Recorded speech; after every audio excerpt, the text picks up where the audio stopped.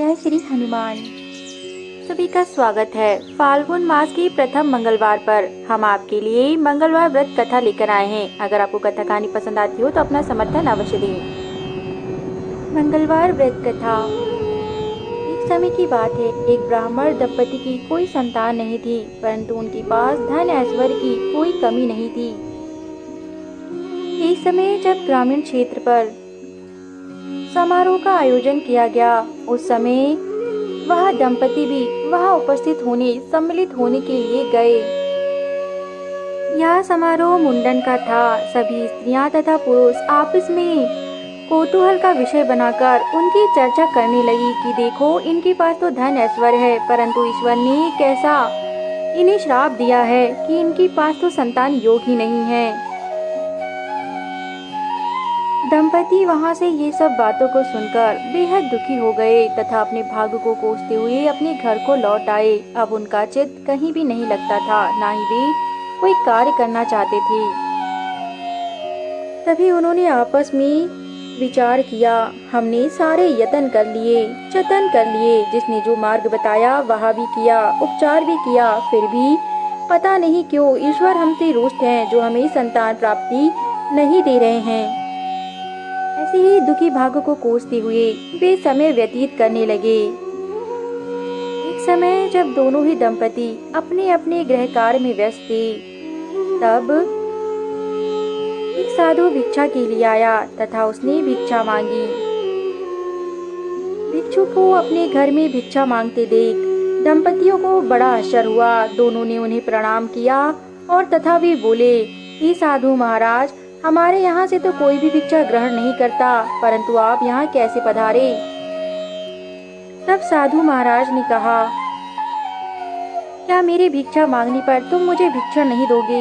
इस प्रकार के प्रश्नों को सुनकर दंपतियों ने उनका खूब आदर सत्कार किया तथा उन्हें घर में ले जाकर भोजन कराया।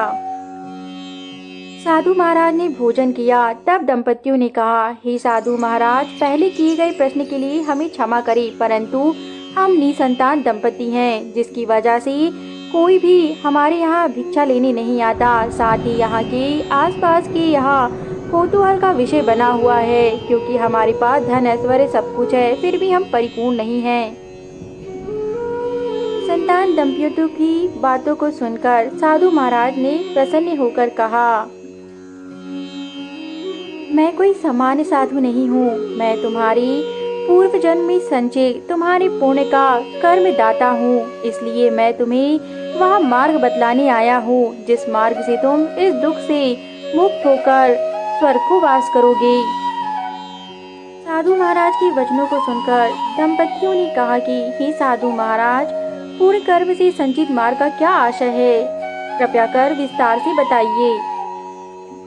साधु महाराज ने कहा कि हे युगल दंपतियों, तुम जो कष्ट भोग रहे हो वह तुम्हारी पूर्वजन्म की कर्म है। जब एक नदी में हिरण पानी पी रही थी, वह उस समय गर्भ से थी, परंतु तुमने उसका वध किया था, इस कारण तुम इस समय निसंतान हो। साथ ही उस समय तुम दानी पुरुष थे।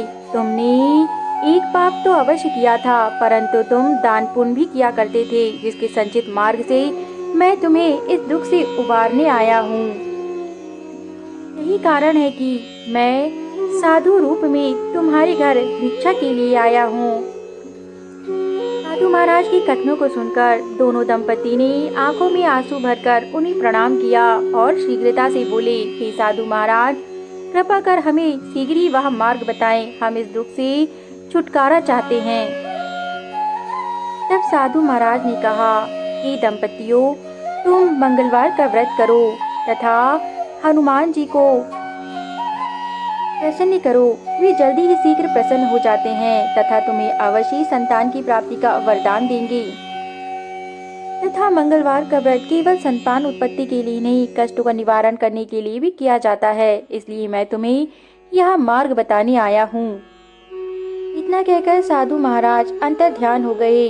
दोनों युगल दंपतियों ने बड़ी ही श्रद्धा भाव से मंगलवार का व्रत किया। एक मंगलवार को गृहिणी घर में रहकर व्रत करती तथा उसका पति प्रत्येक मंगलवार को मंदिर जाया करता। उसके ही चमत्कार से एक समय मनोवांछित फल की प्राप्ति हुई। उन्हें शीघ्र ही पुत्र रत्न की प्राप्ति हुई। इस प्रकार दोनों युगल दंपति ने बड़े ही उत्साह के साथ मंगलवार के व्रत पूर्ण किए और उद्यापन किया। हनुमान जी के प्रभाव से जब उन्हें पुत्र रत्न की प्राप्ति हुई, वह बालक बड़ा ही तेजस्वी निकला तथा वह भी अपने माता पिता के साथ सत संस्कारों को करते हुए, उनके संस्कारों को अपनाते हुए श्री हनुमान जी की पूजा आराधना नित्य करने लगा। इस प्रकार उस बालक की ख्याति दूर दूर तक फैलने लगी तथा लोग आपस में चर्चा करते कि यह बालक कितना चमत्कारी है। इसके केवल कदम रखने से ही कितना आनंद और सुखमय प्रतीत होने लगता है। अब वह बालक बड़ा हो गया तथा अपने हनुमान जी के, अपने इष्ट देव का गुणगान करते हुए पूरे राज्य में भ्रमण करने लगा।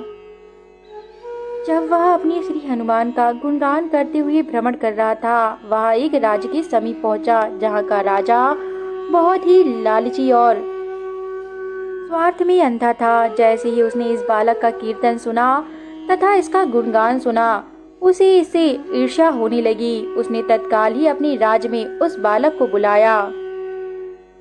बालक के मुख पर तेज था, वह प्रकाशमान जैसे चमक रहा था। बालक ने मीठे स्वर में राजा को प्रणाम किया और कहा, हे महाराज, आपने मुझ जैसे सामान्य मनुष्य को यहाँ क्यों बुलाया? तब राजा ने हंसते हुए कहा कि तुम तो सचमुच एक साधारण हो, फिर भी तुम्हारी ख्याति दूर दूर तक फैली हुई है। मैं चाहता हूँ कि तुम मेरे राज्य में रहो और यहाँ के सुख को भोगो और केवल हनुमान जी को छोड़कर मेरी कीर्ति करो। ऐसे घमंड भरे स्वर को देखकर बालक को आभास हो गया, इसे अपने पदवी का घमंड है तथा ये राजा योग्य नहीं है। इसलिए बालक ने विनम्रता से कहा, महाराज, मनुष्य जाति में सभी की पदवी अलग अलग हो सकती है, परंतु मनुष्य केवल तिनका मात्र है। इसलिए हमें ईश्वर का ध्यान छोड़कर स्वयं पदवी को ग्रहण करते हुए घमंड नहीं करना चाहिए, जो इस वक्त आप कर रहे हैं। बालक के ऐसे वचनों को सुनकर राजा को क्रोध आ गया। उसने क्रोध में आकर बालक को मृत्युदंड देने के लिए आदेश दे दिया। मृत्युदंड का भय बालक पर न छाया। वह वहीं पर आसन जमाकर अपने इष्ट देव हनुमान का नाम जप करने लगा तथा जैसे जैसे वह बालक नाम जप करता, वैसे वैसे राजा का राज धंसता जाता। धीरे धीरे करके उसने जैसे ही नाम जप का उच्चारण और भी प्रगति से आरंभ किया, वैसे वैसे ही राजा का पूरा सिंहासन डगमगाने लगा। राजा को एहसास हुआ कि उसने इस बालक को तिनका समझकर भूल कर दी है।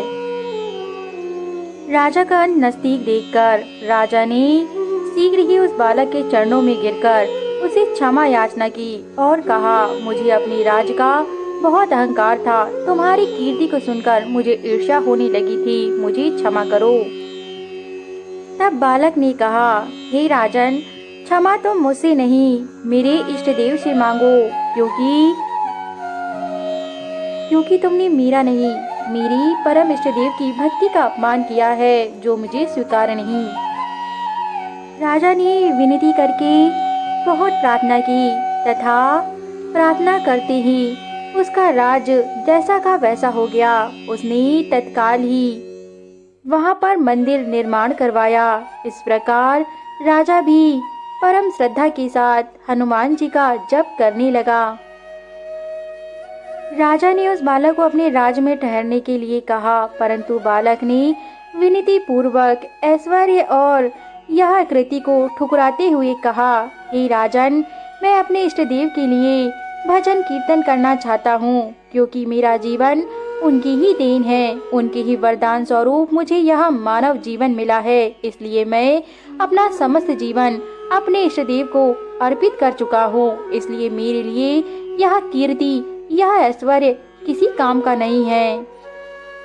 बालक के ऐसी वचनों को सुनकर राजा बड़ा ही हर्षोत्साहित हो गया। उसने उस बालक को सम्मान की पदवी देनी चाहिए, परंतु बालक ने कुछ भी धारण नहीं किया। इस प्रकार बालक ने राजा को सत्य का मार्ग बताते हुए अपनी आगे की यात्रा प्रारंभ की तथा अपने जीवन को श्री हनुमान जी पे अर्पित कर वह जीवन यापन करके आगे की ओर जाने लगा तथा उसने पूरे जीवन श्री हनुमान जी का गुणगान किया। जय श्री हनुमान। हमारे द्वारा प्रस्तुत की गई धार्मिक कथा कहानियाँ अगर आपको पसंद आती हो तो हमारे YouTube चैनल को जरूर सब्सक्राइब करें और अपना समर्थन दें ताकि हम ऐसी उच्च कोटि की कथाएं लाते रहें। धन्यवाद।